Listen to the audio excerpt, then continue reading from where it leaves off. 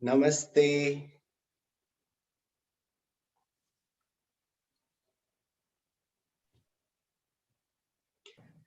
Namaste, Jai Gurudev. I'm delighted to welcome you to the Yoga Festival for Mental Health, second edition. My name is Vidur Verma, and I'm a Shri Shri Yoga teacher. Today, let me introduce a speaker to you, Kirti Mathur, and the topic of our discussion is yoga, biometrics, and osteopathy.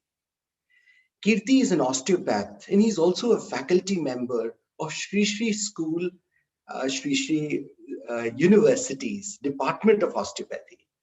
He studied osteopathic medicine at the British School of Osteopathy and Oxford Brookes University, graduating with honors. He has a keen interest in the treatment of arthritic problems with functional and conservative osteopathic technique to promote better joint movement and reduce pain effectively. He's a director of studies for the Department of Osteopathic Medicine at Shri Shri University. He's played a key role and he's developed the first degree program in osteopathy in India. He's been part of Art of Living since 1999 and became a teacher in 2006. He's also a very keen musician and a producer. He does recording and directing a number of studio and stage performances. Currently, he's directing a movie for the Indian High Commission in UK, exploring the connection between yoga and physical wellness. And that's for the upcoming International Yoga Day. He's very passionate about classic cars and loves to do skiing. With that introduction, over to you, Kirti. Thanks, Vidur. Hi, everyone. Nice to be here with you all today, albeit virtually. It's really nice. This is the second conference on yoga that I've attended by Shri Shri School of Yoga. And I'm really privileged to be here. And thank you all for inviting me. So I've been asked to do a couple of things. One of them is to speak slowly, because there's lots of translation going on. And those who have been in my lectures in Shri Shri School of Yoga will know that I have a tendency to speak fast. So Vidur, you're the moderator. You have to tell me when I'm speaking too fast and just do that. And then I'll know that I have to slow down. The thing is, I love this subject. And as I get passionate about it, I start speaking quickly because I want to cover it all. But so I asked the guys, what shall I talk about? What should we do here? And they came up with this title, which I think is very cool. Calibrate your brain and body with yoga. And I think that's exactly what yoga is all about. From my point of view, I mean, yoga is so broad and so deep. So I'm just zooming in on one aspect of it. But the practice of yoga is like a calibration. And so what do I mean to calibrate? If you imagine a guitar or some sort of musical instrument, let's take a guitar. A guitar has 6 strings, it has a neck, it has a body, and it has all these little bits and pieces attached to it, which ultimately allow for the string to be in the resonate at the exact frequency so that you have proper pitch, and melody and harmony when you play the instrument. So our bodies are like that, incredibly complex, and have different components that when they come together, they resonate and they function properly and normally. And then a lot of the time in our sort of lifestyle and the way of life that we have, we are completely out of sync, and we're putting so much force and pressure on our bodies through the kind of food we eat, through our stress, emotional and mental stress, and the toxins, pollutants in the environment around us. Everything has an influence on our nervous system. The thing is, the human body has incredible capacity. It's my opinion that the body just has this ability to absorb stress, pressure, anxiety at a phenomenal level, but eventually it catches up with us. And we have to have a mechanism where we can recalibrate. So that's kind of what I'm going to touch upon today. And I know most of you are yoga practitioners and teachers and like, so I'm going to try and give you stuff that you can use in your classes and with your own personal practice. And I'll try and keep it as top line as possible. I'll finish quite quickly, and then hopefully there's time for some questions at the end if there's anything specific that you want me to go through. Does that sound fine, Vidor? Shall I crack on with that? Yes, that is excellent. But before you start, perhaps if you can tell your story, right? What's your story? What makes Kirti the Kirti he is as a teacher, as a musician, as an osteopath, as someone who's so passionate about yoga? Okay. Yeah, good question. For me, it's Gurudev Sri Sri Ravi Shankar, in the sense that I was in life, didn't have any real exposure to spirituality, to yoga, to meditation. I knew that these things existed, but I wasn't in an environment where I would exercise them or practice them.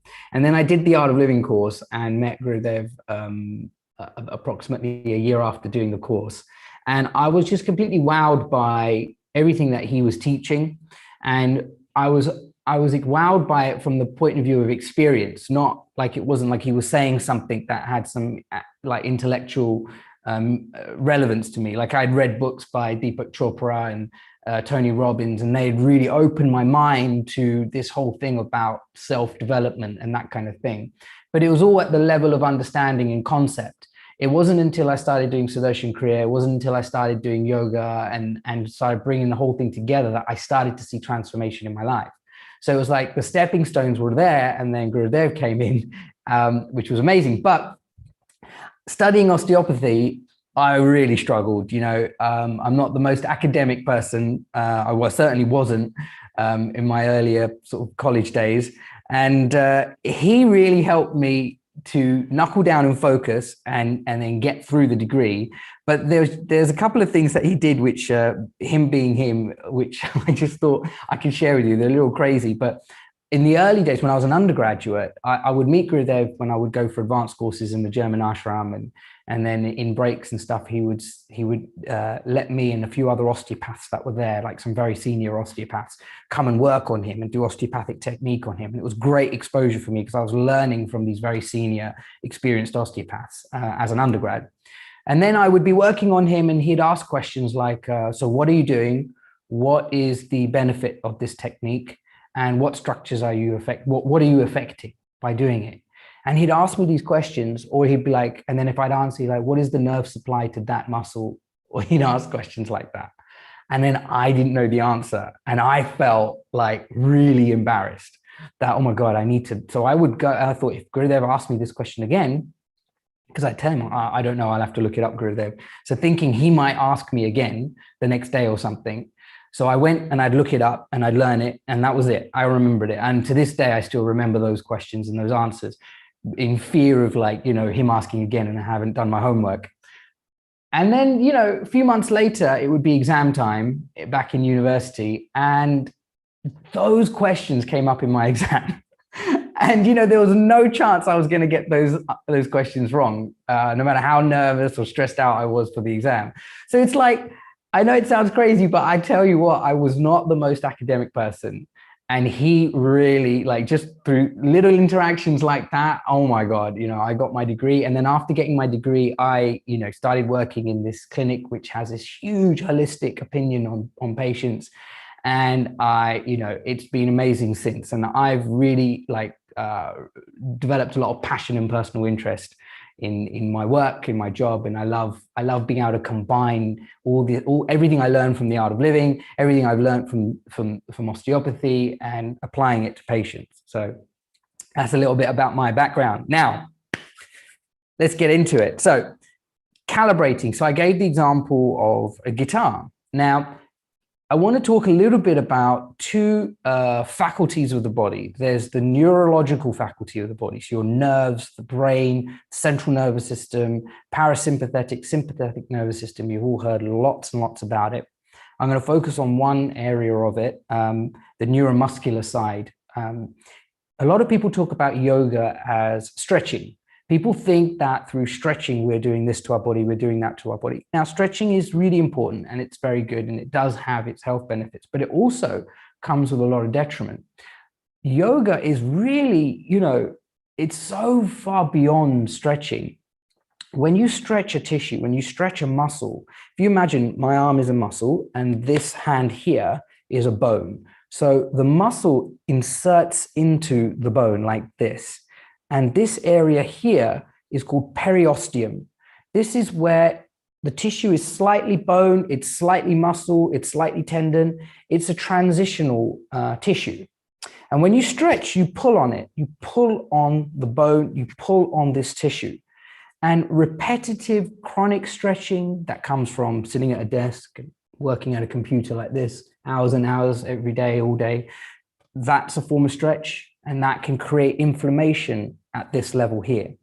Yoga doesn't do that. What yoga is doing is approximating where a muscle is inserts and originates from. It brings it together to take the muscle off stretch. And then with carefully thought out movements, it creates a different kind of stretch. It's a dynamic stretch. It's a dynamic movement. And then what happens is the tissues of the muscle, they're tubules. Muscle tissue is like tubes that all fit into one another, and then they move and stretch and they contract. That gliding motion gets exercised, and that is far more healthier for your tissue's elasticity and all the cells within the muscle, and is completely different to stretching. So there is an element of stretching in yoga, but to say that it is the main consequence of yoga is such an oversight. With the mechanics of breathing and the expansion, I would say, like, when you have a yoga routine, it's like giving yourself a massage from the inside. So understanding that when you pull on muscles, you can create some local irritation, some inflammation, and it doesn't help if you've got arthritic problems that you're trying to solve through yoga. Yoga, when done with the postures and the asanas, when you're just relaxed and you take a deep breath in, everything gets tight, you're squeezing the muscles and you're improving circulation, nutrition, drainage, the fluid dynamics, which I'm going to talk about more about going down the line in this lecture. And then you relax and you breathe out, you're having such a profound effect of on the neurological control of your muscles. And what you'll find is that your brain will stop sending a signal to your muscles to make them tight. See, this is the other aspect of neurology. We have tight muscles and we have tension in our bodies, but the reason the muscle is tight is because the brain is sending a signal to the muscle to tell it to be tight. Okay, so let me give you the example of lower back pain. A lot of people that come to yoga classes is because they've got lower back pain. They don't want to keep taking painkillers. They want to do something. They hear that yoga helps.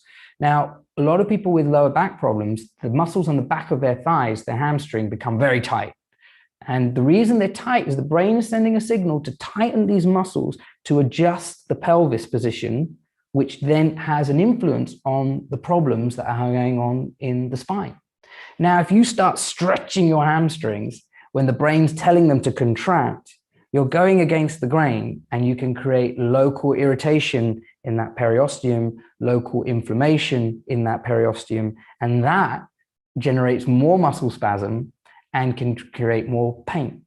So with asanas, what's happening is that the tissues, as I mentioned earlier, have a much more dynamic ability to lower the level of inflammation and irritation. So that's one strategic advantage to managing biomechanical problems and to calibrate the body to solve its own problems and its own issues.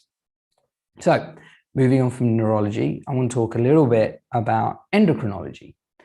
So many people, certainly in my practice, and people when I'm teaching the Art of Living course, and I hear it from students and yoga teachers, that you reach a stage in life where your hormonal issues become very relevant. So I know a lot of women struggle with this when they reach a certain stage in life, but also men are struggling with it as well. Things like weight gain, fatigue, all these things happen as a consequence of our hormones not being in check. Male hormones and female hormones are not something that needs to be at a certain level. Like if you take a blood test and you get your hormone profile, that's just a snapshot in time. If you could track the hormones over a period of 4, 5, 6, 8 months, and what you'll see is that at certain times, one is high and another one is low, and then they cross over. This is like what we call hormone ratios. The ratio of one hormone versus another is what promotes proper function. And to give an example of that, one of the most important ones, in my opinion, the ratio between insulin and growth hormone. So we know about insulin because of diabetes, and people that are diabetic are very prevalent metabolic dysfunction in this world. But the thing that we don't realize is that when you have insulin high in your body, growth hormone is suppressed by high levels of insulin. So when insulin comes down, i.e. the times when we're done digesting our food and we're not eating, then growth hormone can come up, and growth hormone is associated with repair of cells and autophagy and lysosomic activity, all these things that keep cells very healthy and helping to maintain their function and their strength. But what happens? We live in a world where, we're constantly snacking, we're constantly eating, we have 3 big meals a day. We're told breakfast is the most important meal of the day. I was like, says who? Who says that breakfast is the most important meal of the day? So I started it and looking into it to find out, where does this come from? My mom's always telling me, beta, you have to have breakfast. And it's like, why? I don't feel like having it when I wake up. Why should I have it? And actually, if you see, the word is break fast. So why do I need to break my fast? And I kind of Googled it, and I realized that, Kellogg, as part of their marketing campaign, had really promoted this phrase, it's the most important meal of the day, because they had acquired lots of land in America for mining and railroads and that sort of thing. And in the gold rush times of America, I don't know too much about the history. And they started renting it to farmers, and the fastest crop, or easy crop to grow, was corn. And that's how they started creating all these sort of cereal products and that sort of thing. So of course, to them, breakfast is the most important meal of the day, because it keeps the money coming in. But for us, we need a period of time in a 24-hour cycle where we're not eating anything, so that as insulin comes down, growth hormone can come up. That fasting period, you all know about intermittent fasting and that sort of thing, is what allows these ratios to move up and down. And that's super important, because when we've just got one hormone doing its job and the other one's not getting a chance to do its job, then we have metabolic disorders, be it whether it's, even if it's not as serious as diabetes and heart issues. It could simply be joint pain. It could simply be high levels of inflammation. And then, these things escalate year in, year out. You go see a doctor with pain here and there, they inject it with a steroid, and then they do some surgery because there's some wear and tear in the joint. But no one's realized that this is the chronic function of something that's been going on for decades. So fasting is super, super important. So to summarize this calibrate thing, if we take attention to our lifestyle, so through yoga exercises, what are we doing? When we're in one asana, we're approximating the muscle so that it comes off stretch. Like my bicep, if I bring my arm like this point here and this point here is getting approximated, it's getting shorter. So the muscle is off stretch. When I stretch it and I pull on the muscle, then it's getting stretched. So if I'm in a position where I'm giving it both approximation and stretch, then all aspects of the tissue are getting healthy. Now, if I add another dimension of the breath, another biomechanical dimension of the breath, then what's happening is that as I breathe in, I'm creating a stretch in one place and a relaxation in another. And that is super, super healthy, has a profound effect on the neurological control of our body.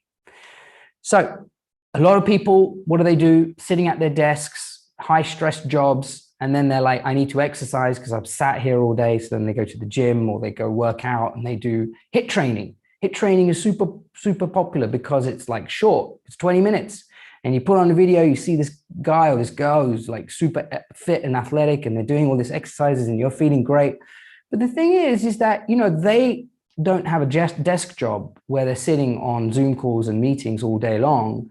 And you have been sat like this under stress and pressure for 8 hours. And now you're putting a different form of stress on your body, and it's really demanding. Whereas with yoga, it's like you have a chance to tease out all the tension in your shoulder gently. Movement is really, really important here. So high impact work is very good for those who are very athletic and fit and strong, and then they get tremendous benefit from it. So that's my concept around calibrate. Think about it from a neurological point of view and how your tissues are controlled in terms of tension by the brain. So stretching it is not necessarily always a good idea. Think about the endocrinological function of your body, hormones, giving your body a break, an opportunity to reset and recalibrate itself. And I gave the example with digestion and insulin and growth hormone.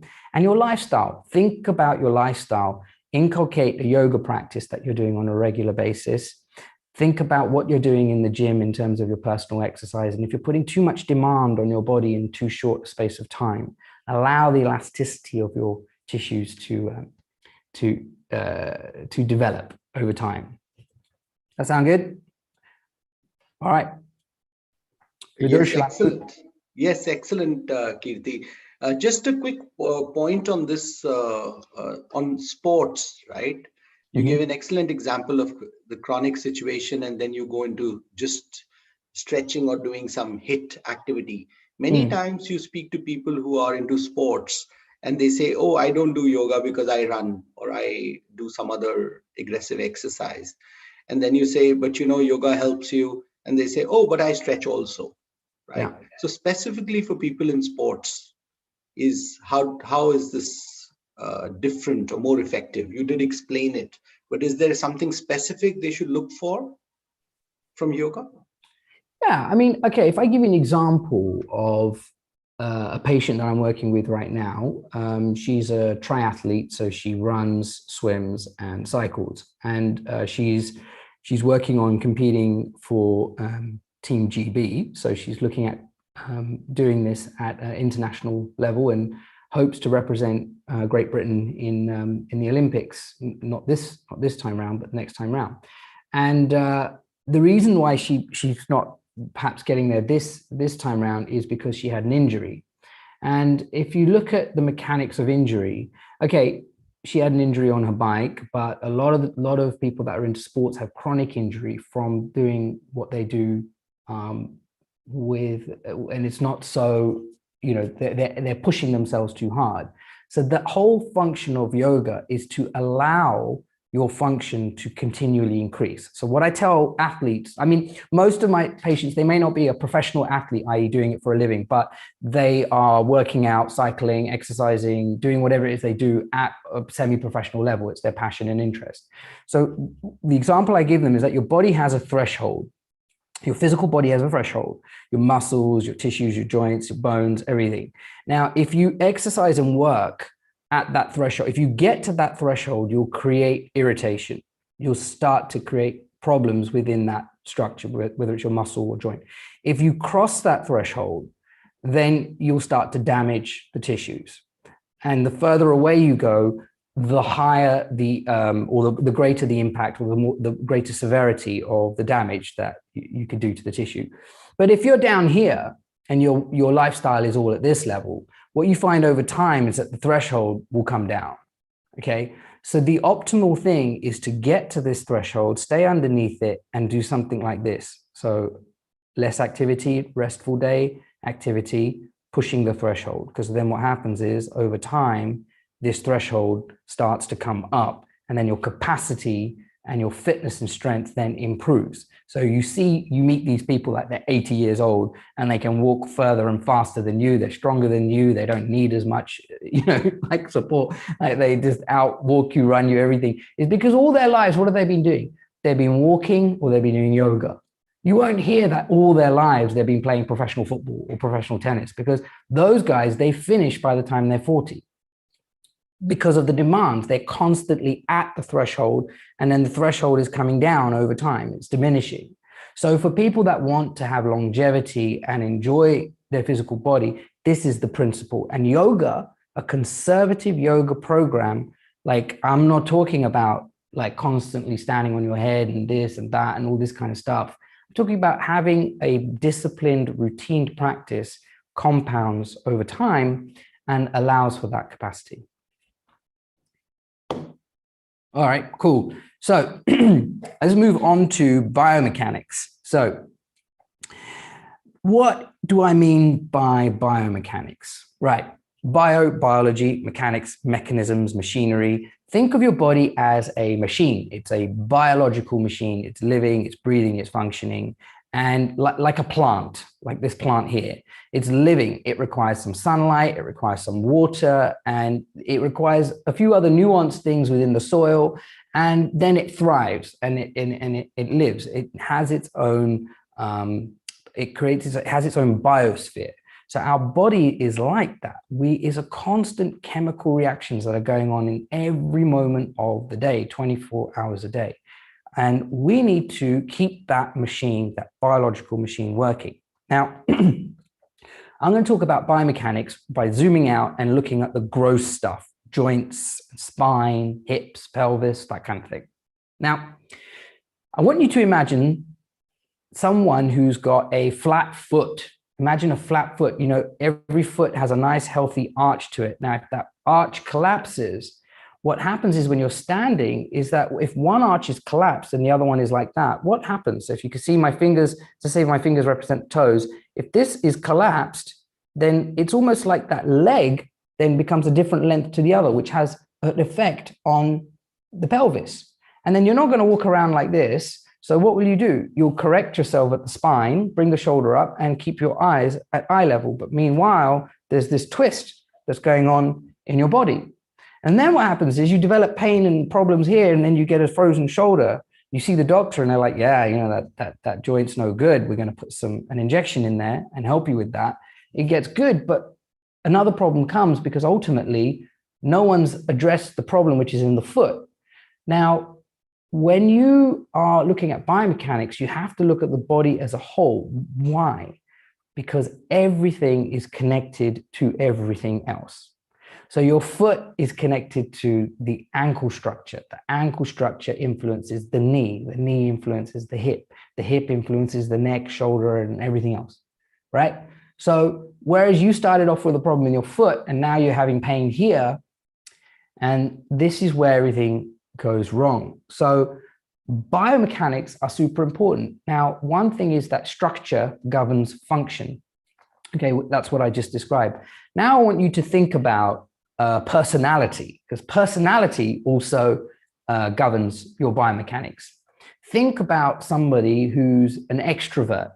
Now, this is a crude and generalized example, but an extrovert is walking down the street, and as they're walking down the high street, they've got their shoulders back, head up, and they're looking to make eye contact with people because they're an extrovert.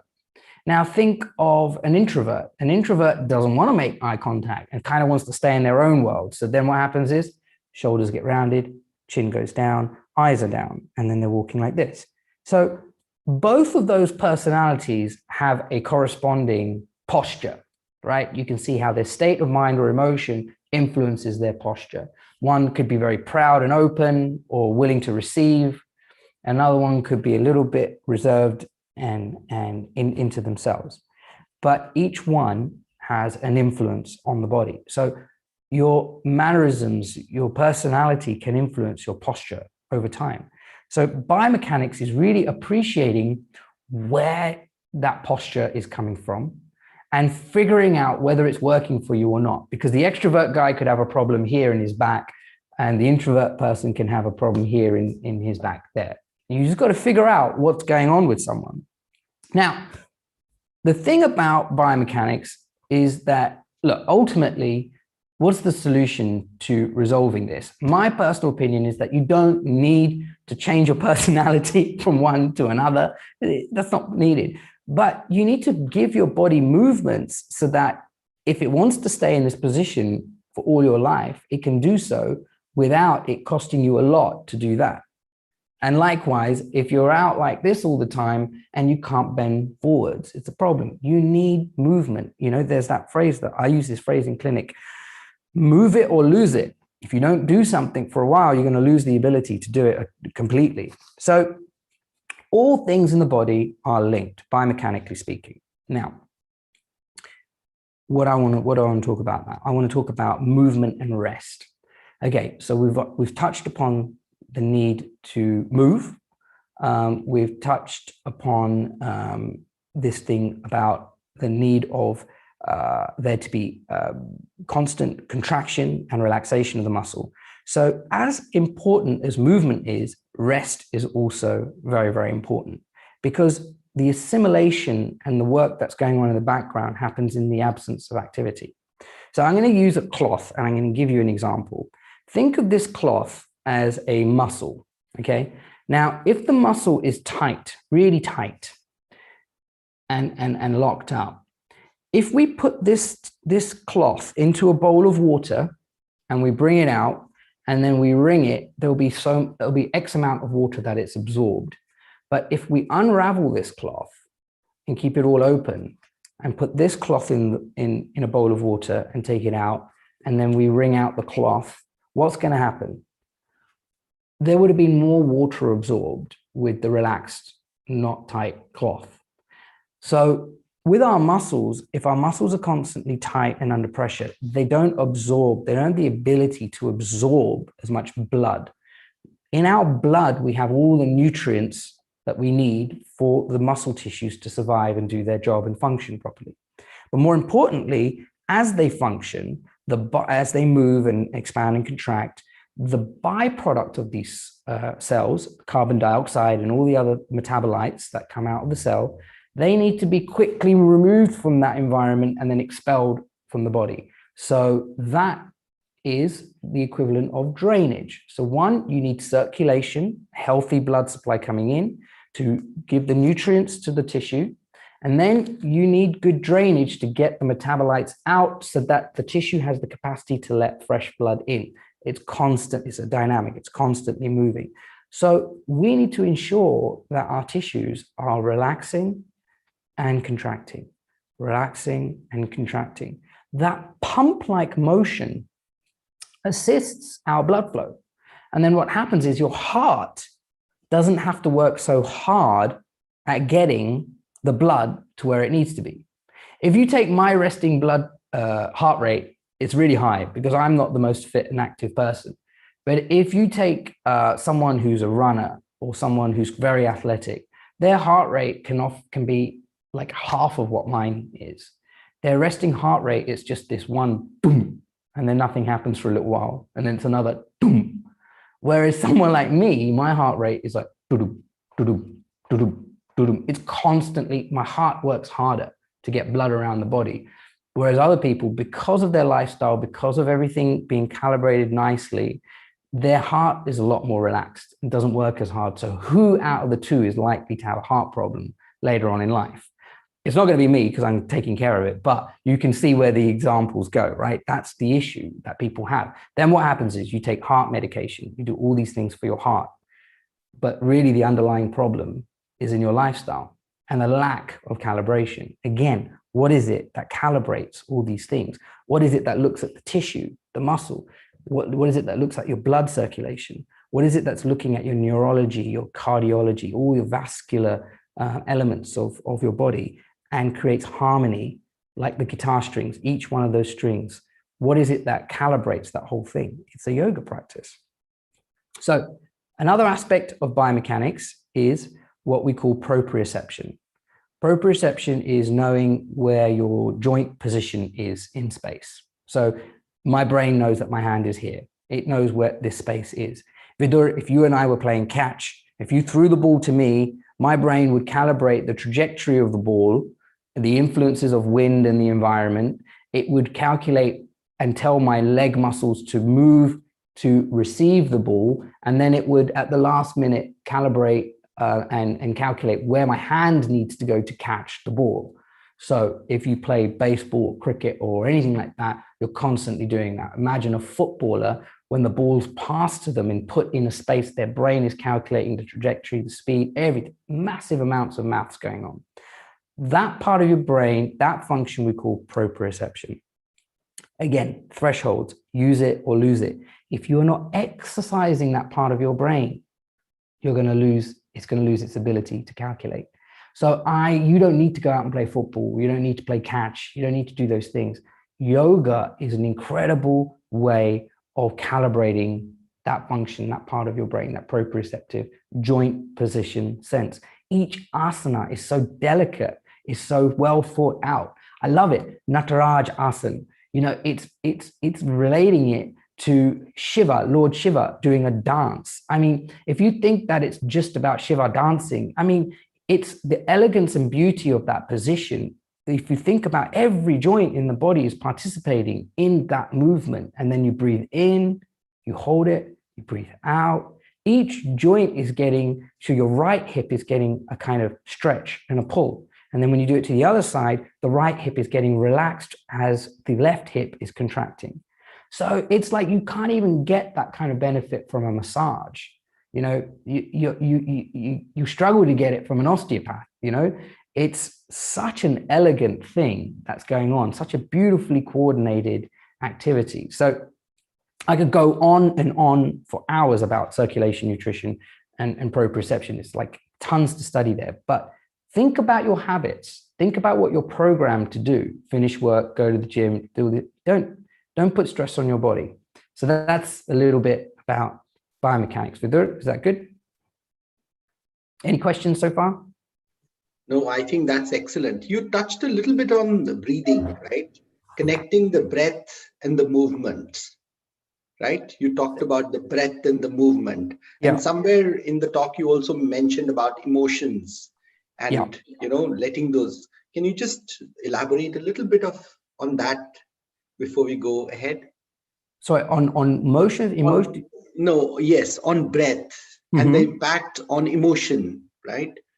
Okay. Emotion, because how that contributes to the stress that we build up in the body and how that gets released by yoga. Because while the movement is there, and I love the phrase you said, threshold, use it or lose it. But the connection of the breath to all this and how it helps then release that emotion that may get stuck within yourself. Okay, I probably would have used the word motion as opposed to emotion, but that's okay because the next thing I'm going to talk about does touch upon emotion. So maybe what I'll do is I'll go into the next bit and then you can pull me up if I've missed anything. But the next part is to talk about yoga and meditation from now the context of calibrating the body, right? Because it's clear that I'm saying that you want to calibrate your body, you want your body to function properly on a regular basis, then yoga is a form of calibrating it so that all the different parts of your body, they function well. Now, even if you're struggling with problems with your joints, or you've got a metabolic problem, be it diabetes or a cholesterol issue or a heart problem, you are going to make your situation so much better by offloading problems and pressures. And yoga is that mechanism to do that. But as Vidur is touching upon, it also has this profound influence on our mind and emotions. And today's conference is really to focus on that. It's to talk about the mental health situation, the mental health situation that we are all in. You know, how many of you here are like, yeah, I mean, mental health is really important, but you don't relate to it because you feel that you don't have a mental health concern. But now all of a sudden, you really do. Sorry to do this, Vidur, but give me a quick second. I'm just running out of juice and I need to plug in. Sorry about that. No, that's just fine. I think you've given us so much to think about. Yeah. Just give me a And resting, as you said, resting is important. Even the computer needs a recharge, right? Yeah, in order to, when you exercise, you're doing all this good stuff to your body, but your body then needs a chance to kind of assimilate what it's done and what's going on. And that happens during the rest. Like, so for example, with the cloth example I gave, okay, just give me a quick second. There we go. With the cloth, okay, that's activity and that's rest, right? You need the rest in order to absorb nutrients from the blood, and you need activity to expel the byproducts of the tissue's activity.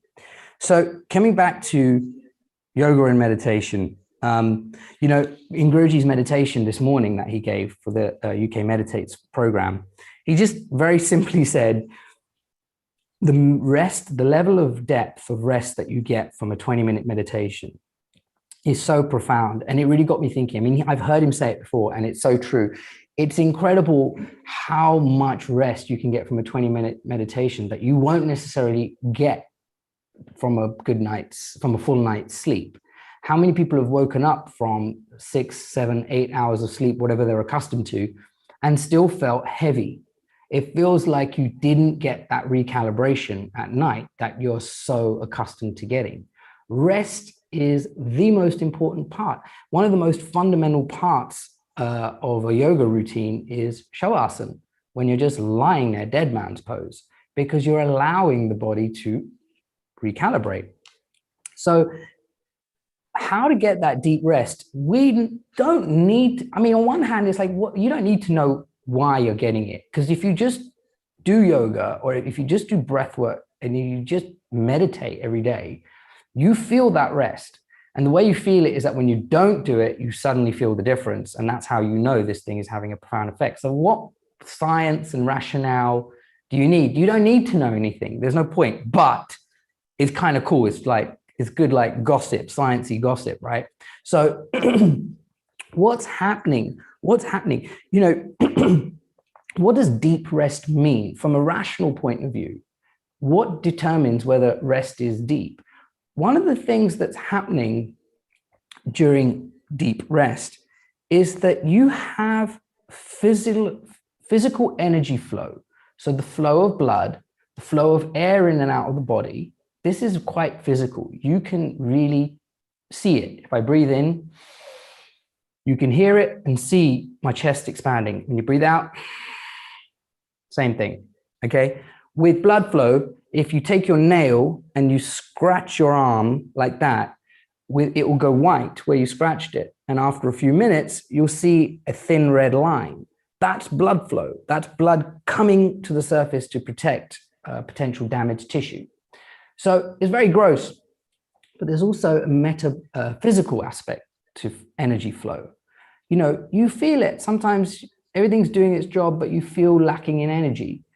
Okay, so the metaphysical aspect is resolved through meditation, where in a meditation practice, your nervous system settles down. It becomes stationary and focused. And then eventually it starts to work on a level which we don't all fully understand. And if you're like me and you've read a few papers trying to understand what's written in these scientific journals to better understand what's happening at a scientific level, you might end up becoming more and more confused because things don't really make as much sense. But essentially, the clarity that occurs in your thought, the ease of movement that comes from your joints, the emotional stability that comes, that you don't get so riled up about things necessarily, or you do and you know why, right? So it's not that all meditators become Zen-like and that kind of thing. You get riled up about something and you get really emotionally charged, but you don't necessarily lose your complete mental clarity and focus. You know why you're upset and angry, and you know how to resolve it, more importantly. So it gives you a handrail to deal with the world around you that you're struggling with, okay?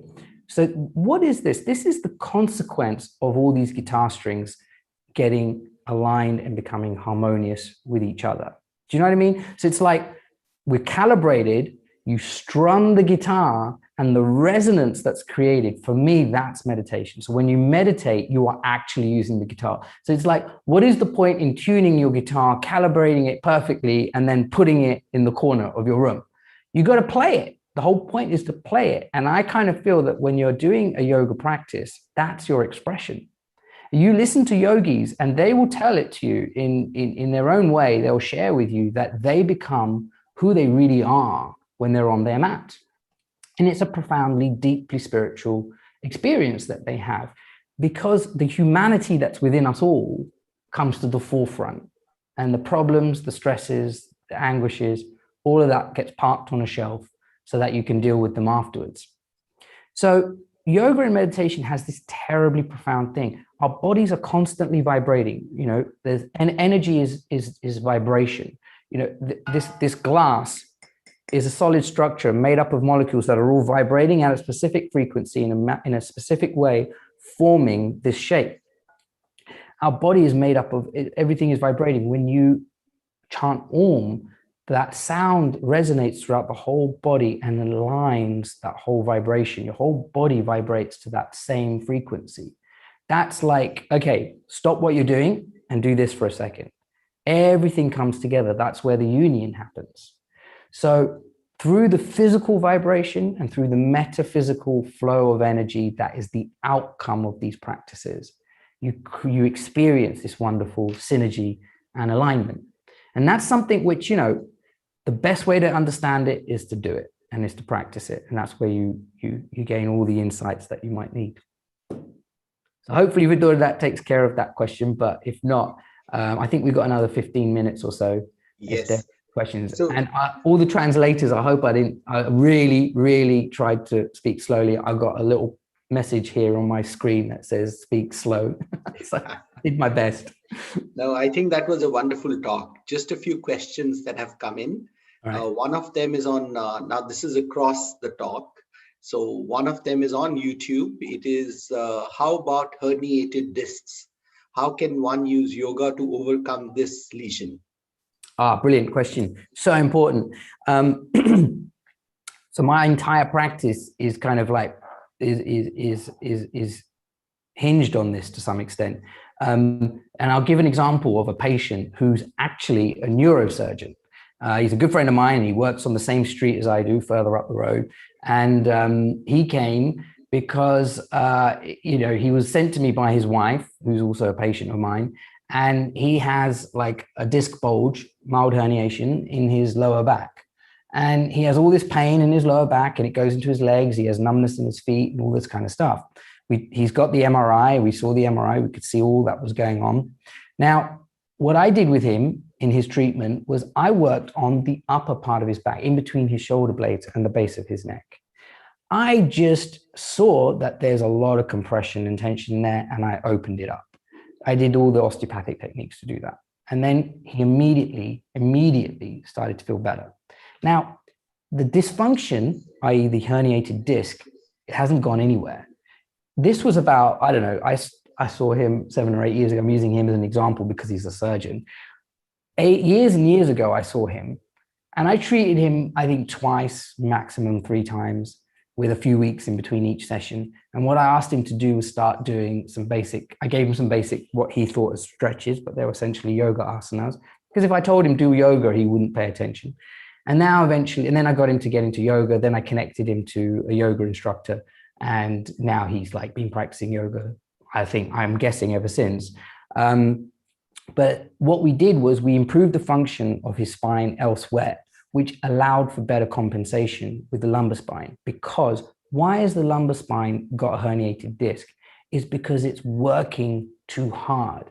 It's been compensating for other parts of the spine that are not doing their job. Very common with people that sit and work at a desk. The person that asked the question, if your lifestyle is sedentary and then you go off and work out in the gym, you know, you're going with a frozen upper back, everything's stiff up here, and then everything moves from down here. No wonder these joints are going to get knackered and the discs are going to start failing and herniating. So what we do is we share the burden of movement with all the different segments of the spine. If you do cat stretch, you're moving each joint vertebra by vertebra, then breathing in, holding it for a few seconds, letting the ligaments, tissues stretch, then breathing out, letting them relax and compress. More circulation, more nutrition, more drainage, more movement. Then the lower part of your spine isn't as burdened as much and becomes symptom free. If we MRI the surgeon's spine, same level of herniation will be there. But it's fine. Body can cope, body can manage. I think that's a wonderful example, Kirti. I can tell you from my experience too. I was a banker for over 20 years and Yeah, that's right. had the same ailments on my lower back, upper back. And once I started learning and practicing yoga, the back problems have just vanished. And Yeah. it's all about maintaining it and doing it regularly, as you rightly articulated, and building it into a routine practice. I just love the way you use disciplined routine practice. I think once you develop that, that really makes a difference. So that's a brilliant point. I was telling my friend yesterday, he actually has a very regular yoga practice. He's been regular for years, and he doesn't lack any discipline in his life really. But I was lecturing him on getting him to walk. Like for me, walking is medicinal. Walking becomes your medicine. If you've got aches and pains, arthritis, problems like that, or if you have metabolic problems like diabetes, heart troubles, that kind of thing, walking is so medicinal. It's unbelievable. But if you walk for 20 minutes, if you walk 1 mile, you're not getting anywhere. When you're walking continuously for an hour and a half, hour and 45 minutes, best to do 2 hours, you get the maximum benefit from it because it's conservative. It's easy for the body to walk. You can walk, but what happens is you only walk a certain amount. The body doesn't get so involved with walking. It's like your brain is like seeing that you're walking for 20 minutes. The brain will be like, okay, yeah, let him walk. It's fine. It's fine. Then after 20 minutes, it's like, okay, Vidur's still walking. Why is he doing it? We don't normally do this. Okay, you guys stop what you're doing. Heart, lungs, I know you're busy, but can you just support Vidur here for a few seconds? We don't know how long this is going to go on for. 40 minutes later, your brain's like, all right, guys, all the muscles have to be involved in this because Vidur hasn't stopped walking. It's been an hour. So let's just everyone stop what you're doing and focus on Vidur walking. And if you've done this, hikers will tell you that after walking for 15, 20 minutes, they start to then get into their rhythm. And that's when it becomes almost meditative, right? That's all the faculties of your body directing it into one task. And that's why even your mind gets a little bit relaxed and you're like, well, I don't need to listen to music. I don't need to listen to my audio book. I'm just happy walking. So, but that aside, everything starts to move evenly, consistently, and efficiently. And then that walk becomes really, really therapeutic to you. So routine and discipline is very, very important because you keep doing that week in, week out, every now and again, 3 times a week. Very healthy. That's excellent. So we have a few questions on hormones. Now, while we are not taking specific ailments and answering people on their specific issues, but the question is someone using hormonotherapy and feeling that it impacts their bones badly. And also about the fact that you talked about the hormonal ratio. Now, so if you can just touch upon these 2 points a little more. Yeah, it's a very good question. It's kind of neat. It needs a slightly more medical approach.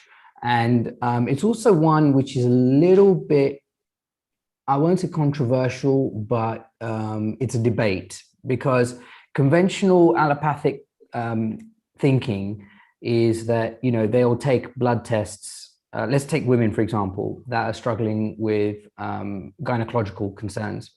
They'll take, and those concerns could be menopause, perimenopause, polycystic ovaries, irregular cycles, and all these sorts of things. You take a blood test and you see a snapshot, as I mentioned, of someone's hormone profile. Hormones, like I mentioned earlier in the talk, are all about ratios, and those ratios change. As one is up, the other one is down, and then through the course of the day, that one comes down and the other one goes up. But also, with a woman in particular, it's not a daily movement. It happens on a monthly basis. And actually, there are some people that have really studied it and evaluated, and they're sharing their ideas that even beyond a monthly basis, you should be looking at the profile of the hormones going up and down with respect to each other over a period of 4 months. So you have a blood test, you have a series of medical questions, and you're given HRT, hormone replacement therapy. Bang, whack on a patch. That patch is delivering estrogen into your body, or whatever, progesterone, whatever it is that you're getting. And then that level of hormone is high. It's not great, it's not necessarily, it might be solving one problem, but it could be opening up a completely different can of worms elsewhere. It's very complex, because it'd be great to say, guys, don't do all of that, do this instead, but this instead thing is not so clear.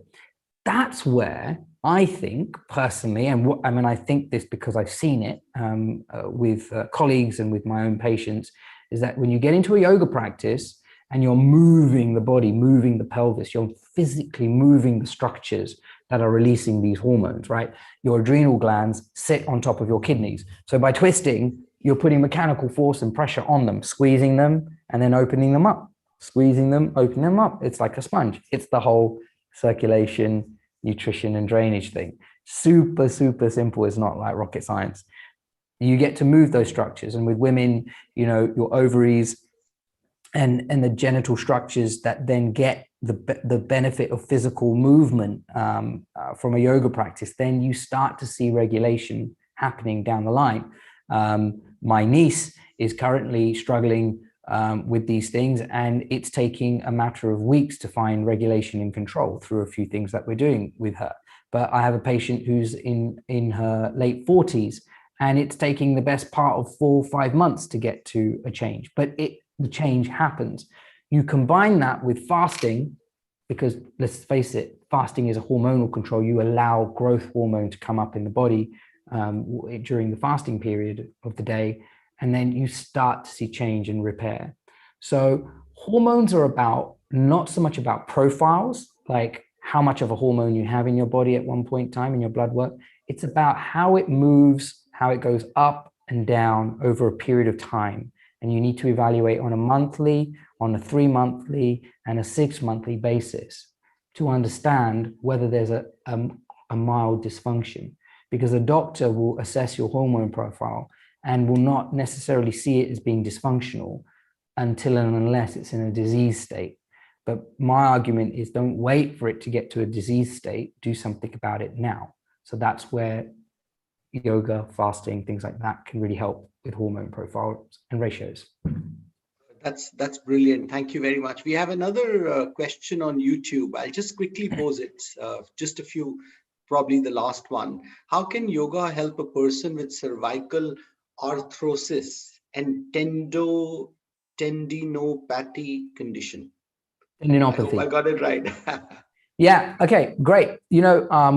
Firstly, if you have these conditions wherever you are, see an osteopath, because osteopaths will look at your problem and they'll get a very good idea of the root cause of this problem. Okay, I mentioned about a lot of people I see that have neck problems and upper back problems. The first thing I look at is their feet, because if they got a problem at the foot, the correction happens up here and then the problems are here, whereas, like, I've got patients that have chronic back pain, chronic shoulder pain, chronic this, that, and the other, and I treat them and, they get better, but it's not great.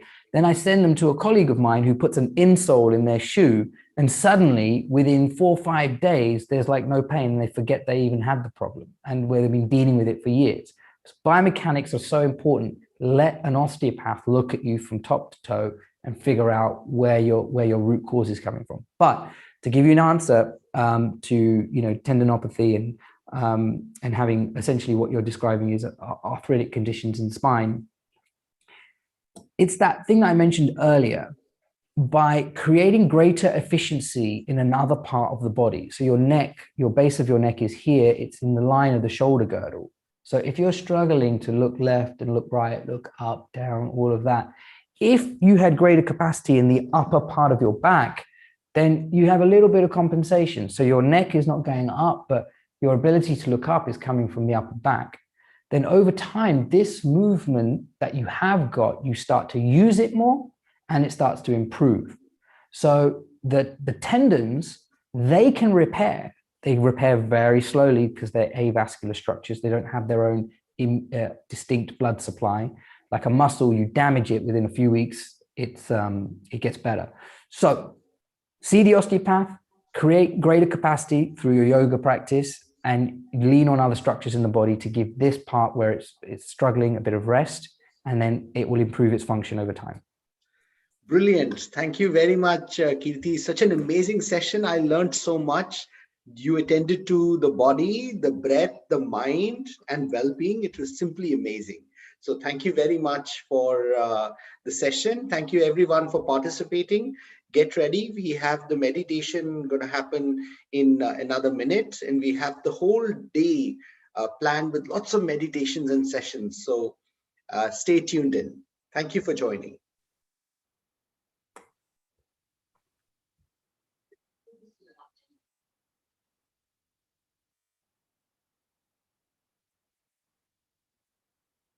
Excellent.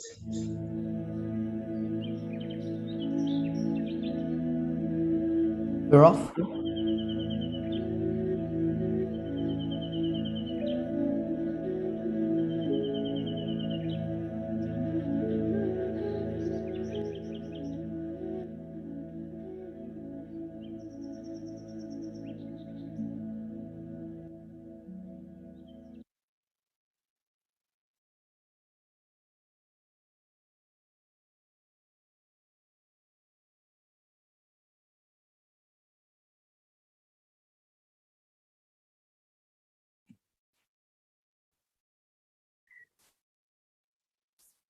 Okay, welcome back, everybody, to this amazing session now with a beautiful, amazing person.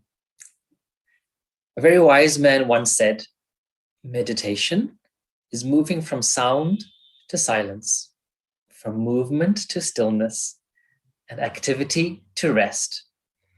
And who better to guide us into the experience of meditation than the amazing Swami Jyotirmaya, dedicated, amazing soul, born and raised in India, now currently traveling the world, spreading his message of love, joy, and peace across the globe to millions of people. Welcome, Swamiji. Thank you, Dr. Tahir. So, straight away we'll go to meditation. Meditation is not doing something. Meditation is doing nothing. Gurudev Sri Sri Ravi Shankarji says there are 3 golden rules for meditation. The first rule is next few minutes, want nothing. I don't want anything next few minutes. And the second, doing nothing. The third one is, I am nobody. If you think you are somebody, then meditation won't happen. So keep all your labels you put, I am this, I am that, keep it aside and just go deep into yourself. So you can sit very, very comfortably with a beautiful smile and gently close our eyes.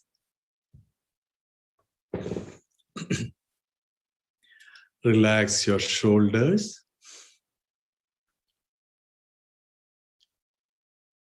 And relax your arms.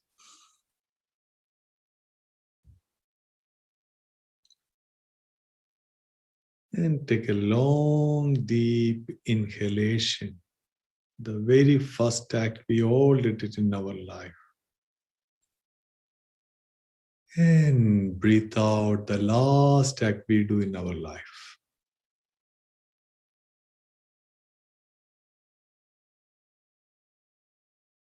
Our life is in between these 2 breaths.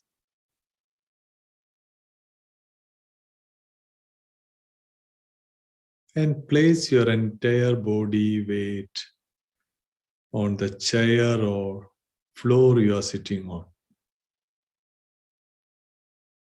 Drop your body weight.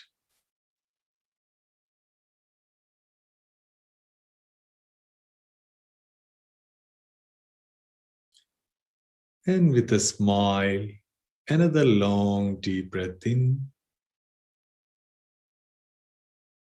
And with a bigger smile, breathe out.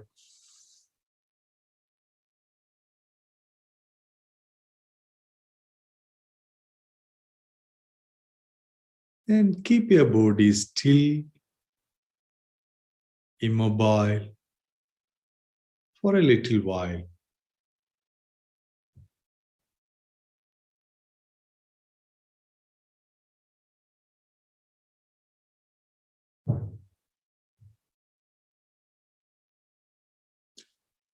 Become aware of your surroundings, the place, the room where you are sitting now.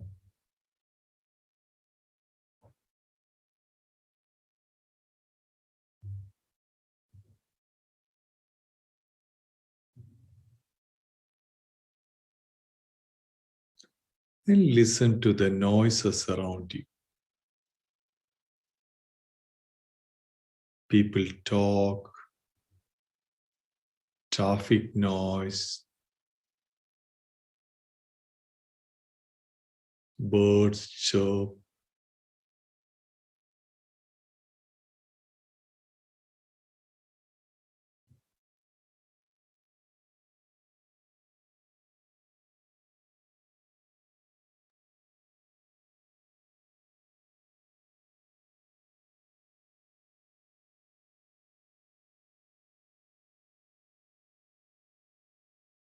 Good sound, disturbing noises.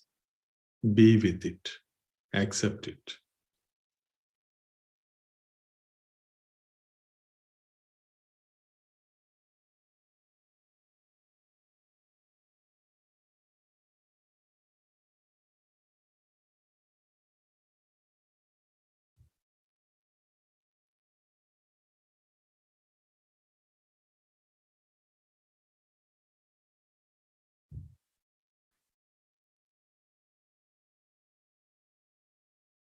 Breathe in again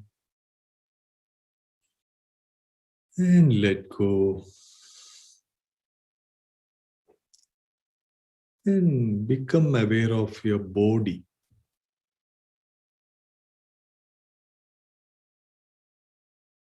This body is a very precious, beautiful gift from Mother Earth or God.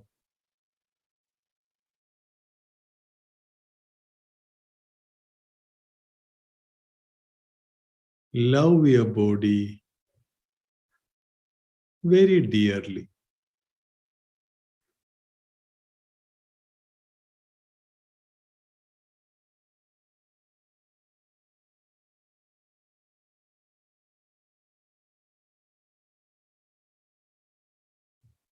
Relax your right leg, right foot, right knee.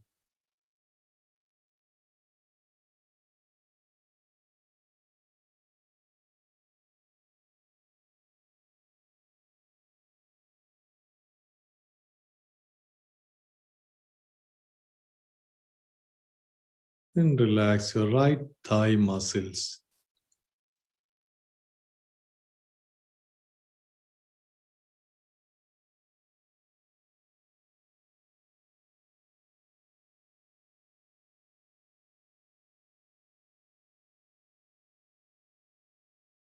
Left leg,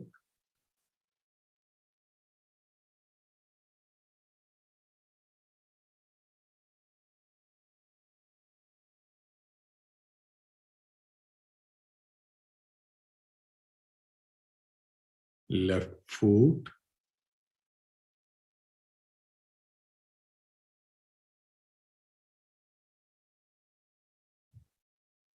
left knee, left thigh.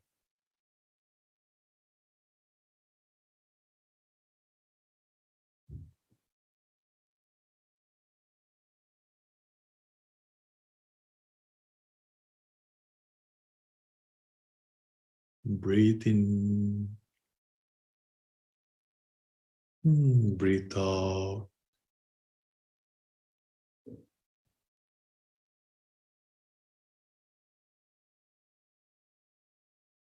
Abdomen, stomach.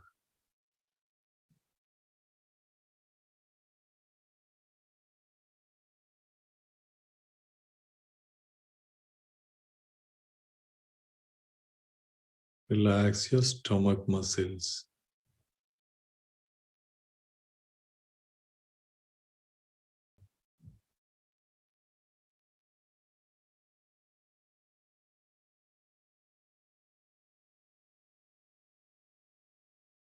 Little more attention to your navel, stomach.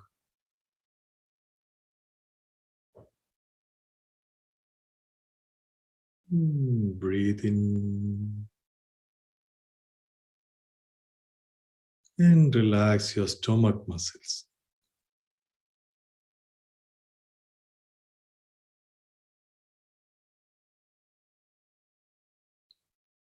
Chest,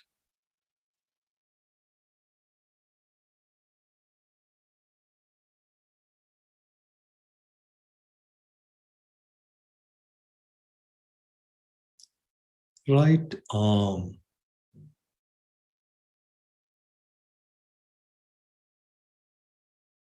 elbow, palm, fingers,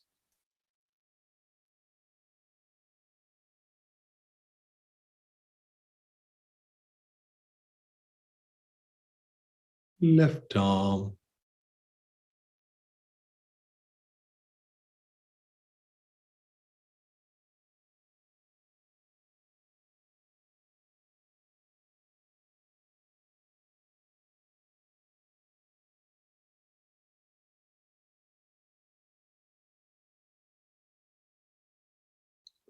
shoulders.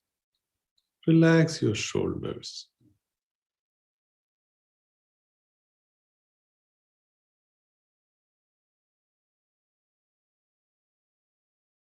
Throat,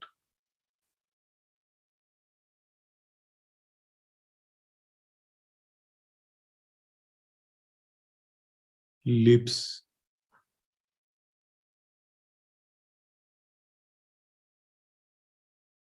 eyebrows, eyes,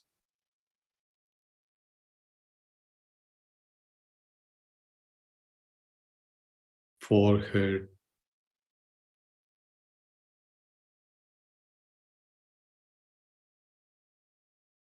top of the head.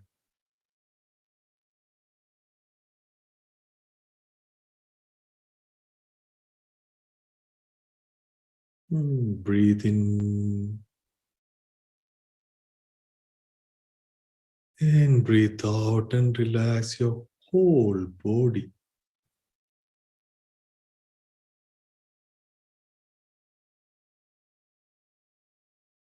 Once your body relaxes, your awareness expands, your mind expands.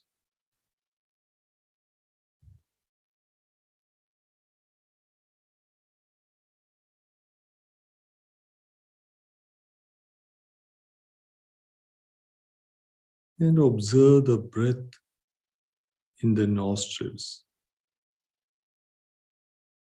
incoming, outgoing breath.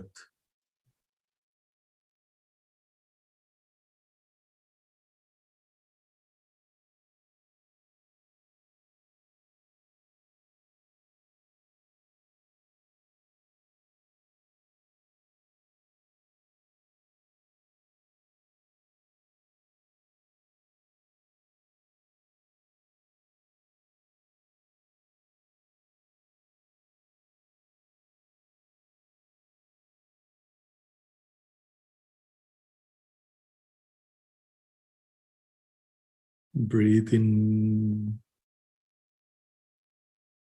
and breathe out. Without breath, there is no life.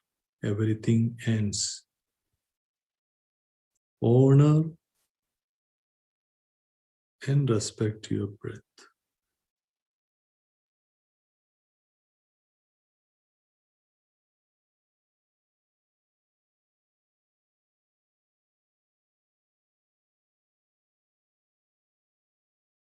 Little more attention to your nostrils.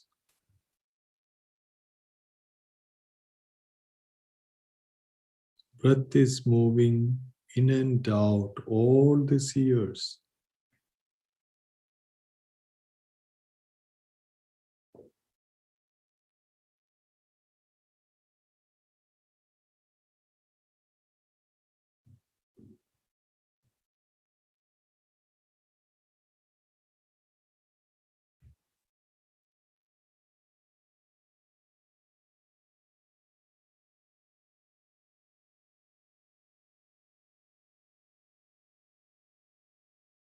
And thoughts do come.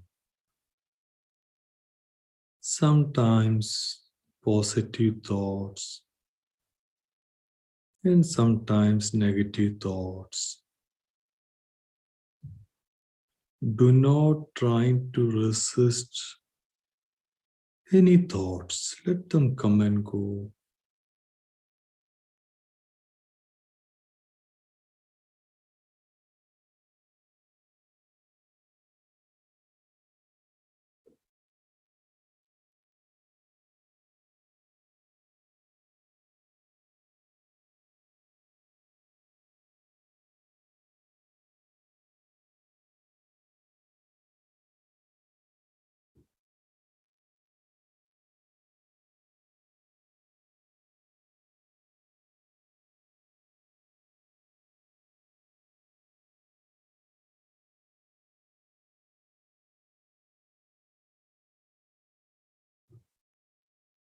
And observe the feelings, your own state of mind.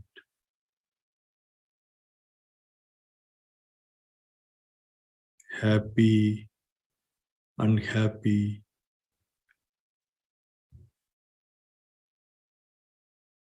or a neutral feelings.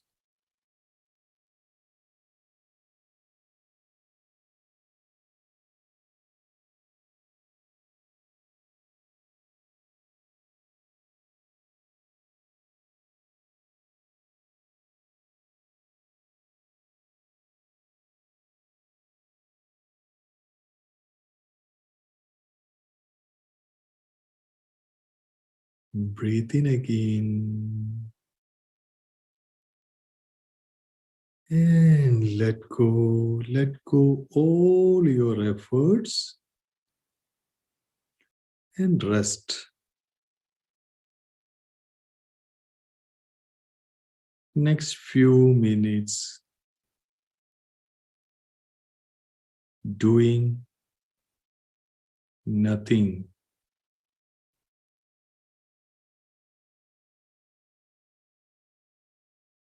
Repose in the self.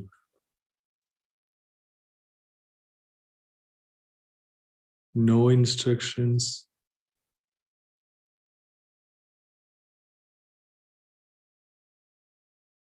And listen to the silence in your heart, in your mind.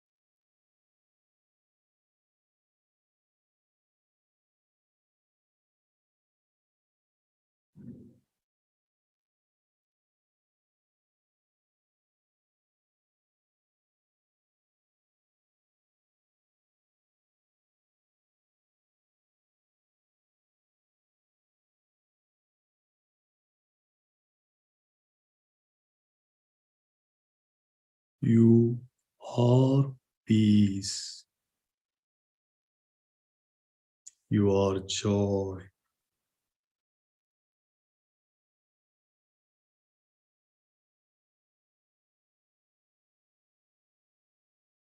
Relax more and more.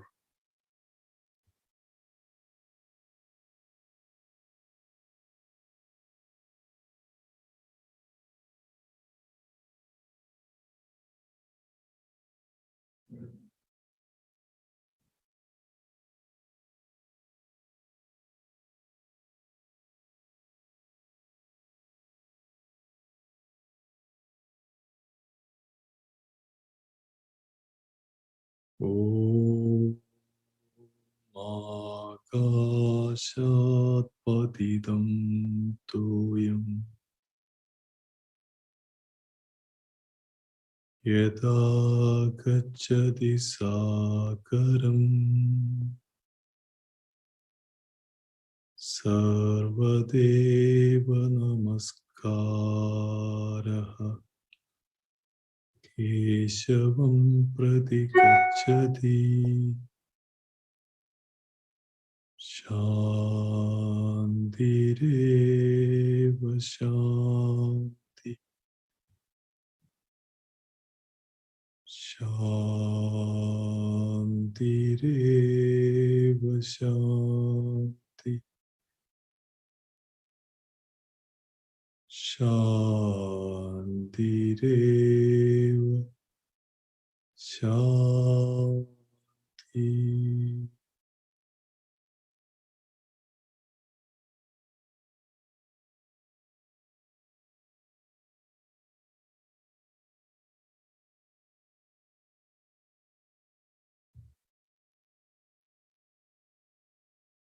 Once the body and mind relaxes,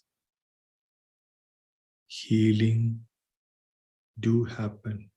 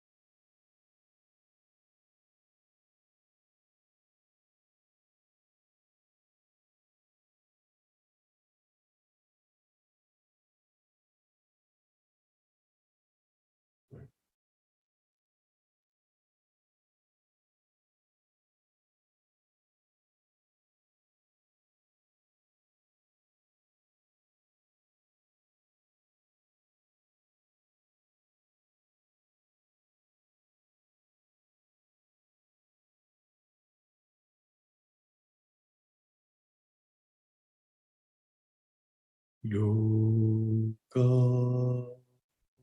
samasta sukhino vantu.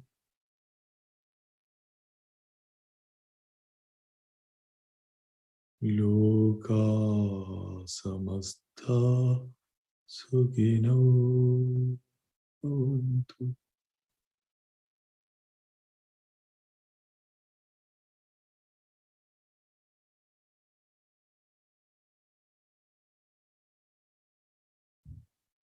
Om Shanti, Shanti, Shanti.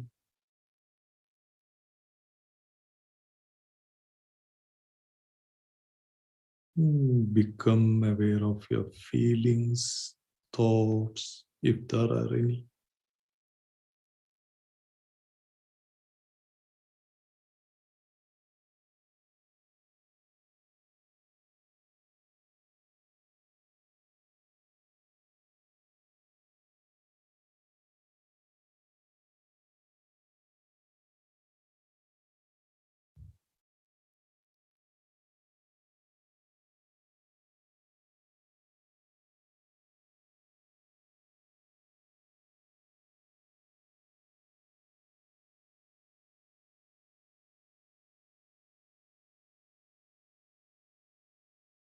Listen to the sounds once again.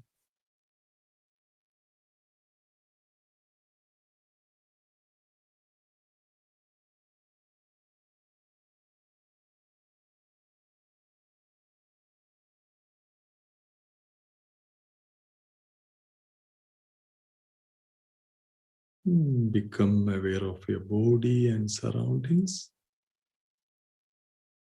Very slowly and gradually. Take another breath in. And breathe out. And slowly you may open your eyes.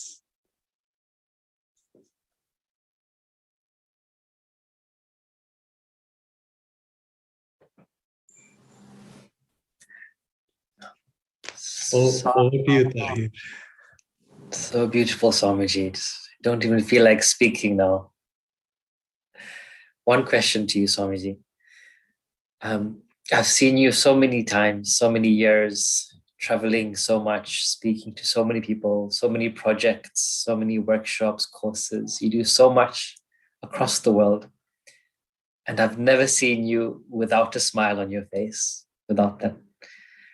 How do you manage giving so much to so many people, doing so much, but still managing to keep the smile, to keep that balance for people and also yourself? Dr. Thai is a good question. I'm the disciple. I'm a devotee of Gurudev Sri Sri Ravi Shankar Ji. He is the joy of Guru of joy. So I'm just following. He's my role model. If you have a wisdom, if you have somebody to take care of you for everything, that very moment, the fear and the small minds disappear. Then you feel that everybody is part of you. I'm here for you. I can really say from my heart, I'm here for you. Without expecting anything from anyone. I'm here to serve. That's what my Gurudev Sri Sri Ravi Shankar Ji has been doing for more than 4 decades. That's how millions of people got benefited. They transformed their life through breathing technique, Sudarshan Kriya, and various other service projects of Art of Living. So I'm so grateful for this wonderful organization which contributing a lot to the humanity, especially this particular time of the world, like pandemic. Just before joining here, Tahir, I just watched a short video, like less than a minute video from the UK. You might watch, I forgot her name. One lady, she said, because of Art of Living, I'm alive now. 5 years ago, she did the Sudarshan Kriya, the breathing technique. That's helped me because she got corona and she was in the ventilator. Because of the Sudarshan Kriya, the power, she able to come back. And so this is not only just practicing, is a very, very refined form of spiritual practice. That's what I would say, the meditation and the Sudarshan Kriya. Yes, over to you. Thank you so much, Swamiji. So beautifully mentioned. Looking forward to being with you again very soon. Now we'll break for lunch and we'll come back in an hour's time with another amazing person, Swami Jataveda. Lots more sessions, lots more knowledge, lots more activities. Yoga for mental health. See you all soon.